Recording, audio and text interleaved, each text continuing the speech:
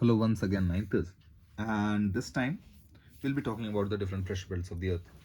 When we are talking of the different pressure belts of the earth, I guess in the previous video lecture you have understood why we have different pressures or different areas having different pressures on the earth, and also what is the Coriolis effect.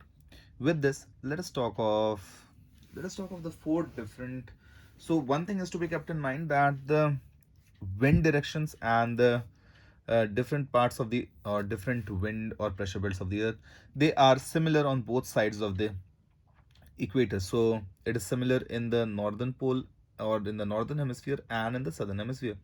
So let us take only one hemisphere and let us talk about, or let us try to understand what is happening in the different pressure, or what is happening, why do we have different pressure belts on the earth.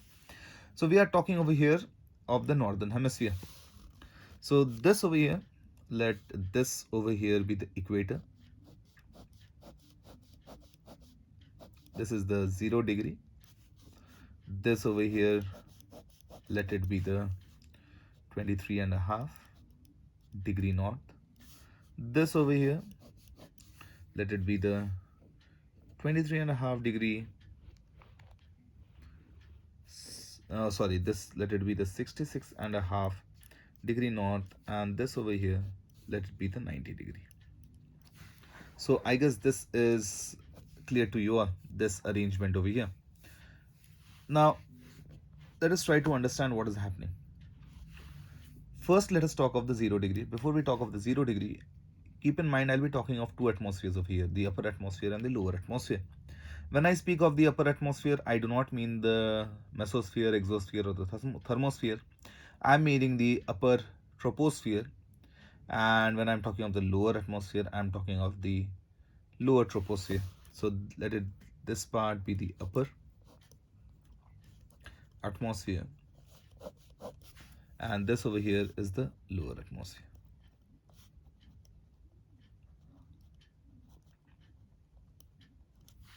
Now, what is going to happen over here? This is 0 degree. Most times of the year, this area is the hottest. The temperatures in these areas, the areas near the equator or around the equator, these are having very, very high temperatures. So naturally, you can understand what kind of a pressure we'll be having over here. Over here, as the surface gets hot, what happens is that the air also gets hot due to the convection, and the air starts moving up. So the air starts moving up in this area. So in the equatorial areas, the air is moving up.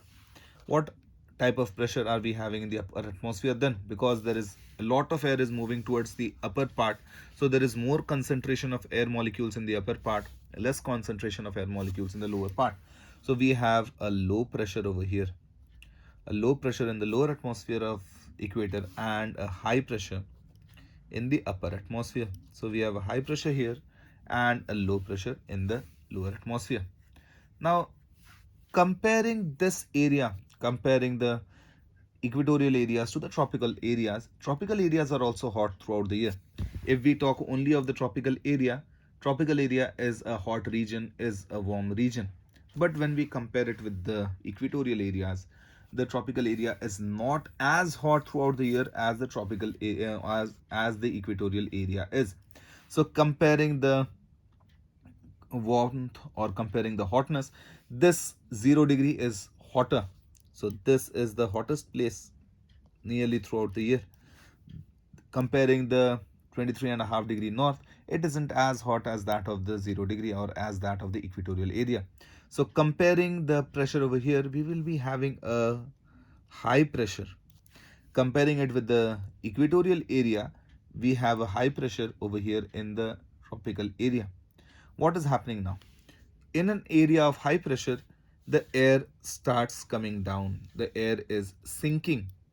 So air is sinking in a region of high pressure, and air is moving up in a region of low pressure. So there is the air sinking. So we have high pressure over here. As the air is sinking downwards, we have a low pressure over here. So in the tropical area, the upper atmosphere is having low pressure, the lower atmosphere is having high pressure. This high pressure is going to take place, or this air from this high pressure area, you all know air moves from a high pressure area to low pressure area. So the air is starting to move from the tropical areas to the equatorial areas. And in the upper atmosphere, the air is moving from the high pressure region over the equatorial area to the low pressure region of the tropical area. So you can see over here we get a circulation. This is moving upwards, this is coming here, this is coming downwards, and this is moving towards the equatorial area. This circulation is complete. Now let us talk of this area. We'll be coming to this area later. Let us talk of the 90-degree area. This area is the polar area. Throughout the year, the poles receive very less sunlight, 6 months of darkness, nearly very less heat insolation being received over here. So these areas are extremely cold. Because of the extremely cold, temperatures are going down to somewhere around minus 60 degree, minus Celsius, minus 70 degrees Celsius, minus 80 degrees Celsius. So temperatures going down to such levels, such coldness. So over here, what is happening is that the air is sinking vehemently, or the air is sinking very much. Why? Because this is an area of intense cold temperature. Because of the intense cold temperature, the air is contracting, the molecules of the air is contracting, and because they are contracting so much, the volume is decreasing. As the volume is decreasing so much, the air is sinking down because it is becoming very dense. So the air in the polar area is sinking downwards. Most of the air has sunk downwards. So we are left with a very high, extreme high pressure over here. And we have a extreme low pressure over here. Why? Because most of the air has come down, so we have an extreme low pressure over here. What happens is that comparing this part, comparing this area to this area, what is happening? This area, this is the subpolar area. This area is also cold, but it is not as cold. This area is not as cold as this. So what is happening is this: comparing the 90-degree, comparing the polar area with the subpolar area or the Arctic Circle, we find that comparing these two, we have a sort of low pressure over here. There is another reason for this low pressure. This high pressure, this extreme high pressure, is acting as a very strong magnet and pulling down the air. As it is pulling down the air, it is also taking away the air from this area.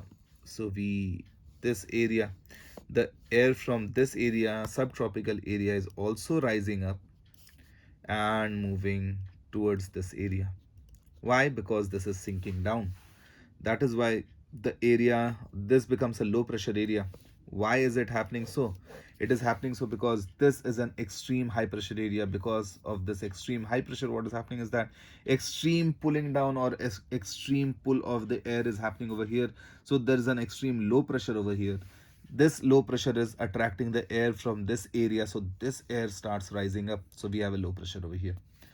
So as to fulfill this low pressure, winds start blowing from this high pressure area of the pole to the low pressure area of the subpolar region. So what do we see over here? Another circulation. One is moving this way in the lower atmosphere, and the other is moving this way in the higher atmosphere. Over here we have one is moving this way from the tropical areas to the equator, and in the lower atmosphere, in the higher atmosphere, it is moving from the equatorial area to the tropical area. What is happening in between these two? If we forget about these two, if we forget about the pole and about the equator, what do we have over here? We have the 23.5 degree north and the 66.5 degree south. 66.5 degree north. Comparing the temperatures, comparing the climate, we will find that this 23.5 degree north is much warmer than 66.5 degree north. So it should be what it should be. What it should normally be is that this area should be a low pressure area compared to this subtropical area. This is something you understand, because this area is very hot, this area is very warm. This should be a low pressure, this should be a high pressure when we are comparing only these two. But these are also there in the equation. And although this should have been a low pressure area owing to the temperature and the climate, but what we find or what is there in the earth is that the 66.5 degree north it only stays as the low pressure, and this area is remaining as high pressure. Why is it so? It is so because of this extreme high pressure. This high pressure is so high that it is pulling so much air from this area that this low pressure is a lot lower than what it should have been over here. So comparing these two, we still find that this 23.5 degree north is at a high pressure, and this 66.5 degree north is at the low pressure compared to this. So you all know air moves from the high pressure area to the low pressure area. So we have another circulation over here, another circulation in the upper atmosphere. So we find one thing: wind is moving from the tropical area to the equatorial area, wind is moving from the tropical area to the subpolar area, and wind is moving from the polar area to the subpolar area. And when we talk of the pressure, in the lower atmosphere we have low pressure over the equator, high pressure above the Tropic of Cancer, again a low pressure over the Arctic Circle, and extreme high pressure over the pole or over the northern pole. This is the design which we have. Similar is the case in the southern hemisphere. So in the southern hemisphere, what we have is this. We have it something like this, or when we look at the earth as such, what we'll be having is this. We'll be talking only of the lower atmosphere. This is 0 degree. This is the 23.5 degree north. This is the 66.5 degree north. This is the 23.5 degree south, and this is the 66.5 degree south, and this is the North Pole. This over here is the South Pole. What we have over here is this. We have a low pressure over the equator, high pressure over the tropics, again a low pressure on the subpolar area, and a extreme high pressure over the poles. If I just ask you a very simple question, supposingly a day comes when this extreme high pressure is no more extreme, it only remains as a high pressure, when the temperatures do not go down to this much, this low, it only stays low, when all the ice of this area starts melting, what happens? What actually will happen is that all this and this pressure belt will completely go away. There will be only two pressure belts, low pressure and a high pressure, and the wind will blow. Cold wind will start blowing from this high pressure area to this low pressure area, and we will enter an ice age. That is why preserving the ice, preserving the extreme high pressure of this region is very important. That is why climatic change, global warming is a very real thing which is happening, and this is something which we need to stop. I guess this was clear with you all. And with this clear with you all, let us talk about the, so you all now know that what are the different pressure belts. Talking about the different other winds, we'll be talking about the different other winds in the next video. Till then, please take care and stay safe. Thank you.